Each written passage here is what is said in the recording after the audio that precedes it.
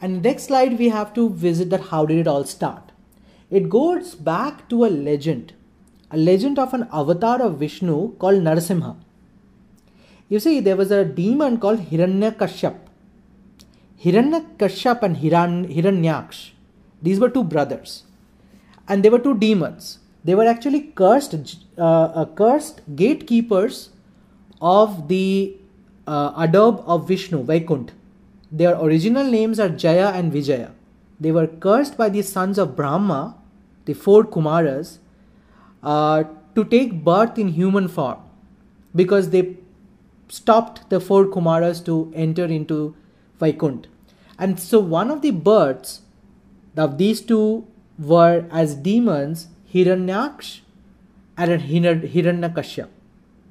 Now Hiranyaksh and Hiranyakashyap was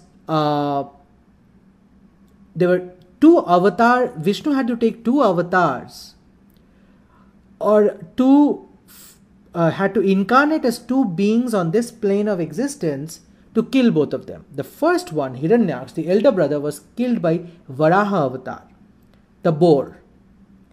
And Hiranyakashyap was killed by Narsimha, half man, half lion, a lion head and a body of a man.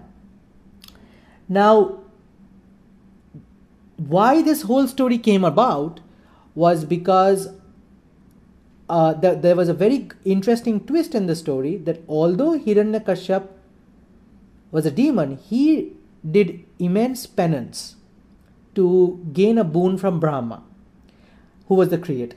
And the boon was, he had this huge list of if-else statements, in software language, that I cannot be killed by man, beast, god, demon, blah blah blah, Kinder, Gandharv, all species.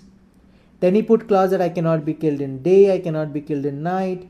Then he put clause of, I cannot be killed in the house, I cannot be killed outside the house. Numerous clauses. And because he did such a great penance, Brahma granted that. And so, as I cannot be killed by weapons, so on. The twist in the story was that then he became so strong, he declared that only he should be worshipped in all land. And obviously people suffered, and people started praying and saying that, get us rid of this demon. He was, creating a lot of chaos in the society. But coincidentally, when his wife was pregnant, his wife was traveling when Indra, the king of gods, he tried to abduct his wife because his kingdom was abducted by Hiranyakashyap. And but at that time Narada, who is the celestial sage, he came in and he said, no, don't do this. Only because he took your kingdom, you cannot just take his wife. That's not the right thing to do. I will take her. And Narada took Hiranyakashyap's wife in his hut. And during the whole period of her pregnancy, Narada was a devout Vishnu worshipper. He would say stories about Vishnu and how Vishnu is the reality and is the preserver of the universe, and good tales about him. And the kid, although born of a demon, who was inside the womb of his mother, heard these stories and got influenced by them, deeply affected, influenced positively. And as a result, after birth, his own son, Hiranyakashyap's own son, was a devout Vishnu worshipper. So when all in the kingdom, they were prohibited to worship any other god, his own son would sit and worship Vishnu. And this made Hiranyakashyap extremely angry. He tried to warn him, tried to punish him in numerous ways. Nothing happened, because he would always get out of the situation because of his extreme devotion to Vishnu. So as a result, one day he decided, Hiranyakashyap has a sister called Holika. She had a boon that she would not burn if she would be put in fire. She got a boon from Brahma. Now, the Hiranyakashipu was finally very frustrated, and he said that, sister, you take my son, you sit on a, kind of a logs of wood, and we will set you on fire with Prahlad on your lap. And I want him to burn, because I know you are not going to burn, and I cannot. I will say it was a mishap, because you were sitting and somehow it got burned, because he has to answer to his wife and a kingdom. So that's why you need to put him on his lap, because I will stage the whole drama and I will set it to flame.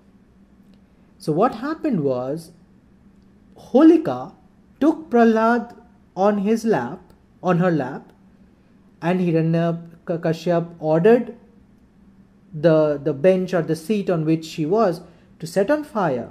But the boon was that Holika would be protected from fire.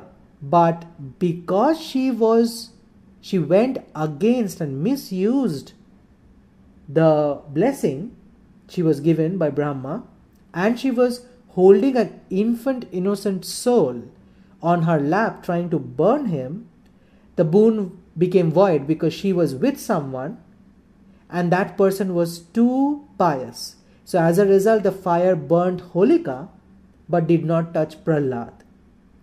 And this is associated with the burning that we see in Holi. It's called Holika burning. The festival of Holi, after playing colors and everything, we burn, there's a log of wood and we burn something. The symbology there is that we want to burn the Holika in us, who might feel that is an evil instinct in us. We might feel that we are immune to all the negative deeds that we are doing, but it's symbolic of the fact that now we want to burn it and create a new beginning, and the Prahlad out of that fire remains unharmed. It's symbolic of burning of evil and the survival of good, because what comes out of it is pure. So therefore people collect the ash from Holika, because that is what remains, and that is supposed to be sacred. They put it on their forehead, right? So this is the story of burning associated with Holi. So let's go to the next slide.